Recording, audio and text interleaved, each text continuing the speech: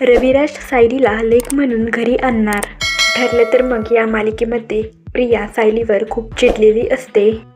ती सायलीला म्हणते, तू या घरात आहेस म्हणून मी माझ्या आईला त्रास देते. तर सायली तिला म्हणते, मी या घरातून गेल्यावर तू तुझ्या आईशी चांगलं वागणार असशील तर मी या घरात राहणार नाही.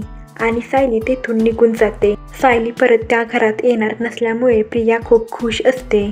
प्रिया रागातच प्रतिमाकडे जाते व ती प्रतिमाला म्हणते, तुझी सायली आता परत येणार नाही. आणि प्रियाने प्रतिमाचा खूप जोरात हात पकडलेला असतो. प्रतिमाला काहीच समजत नाही. तर तेवढ्यात रविराज सायलीला घरी घेऊन येतो आणि म्हणतो की आजपासून तुझं हेच घर आहे आणि तू आजपासून माझी लेक आहेस.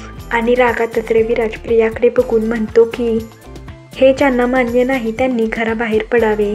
हे रविराजचं बोलणं ऐकून प्रियाला खूप राग येतो. तर सायली आणि अर्जुन खूप खुश असतात.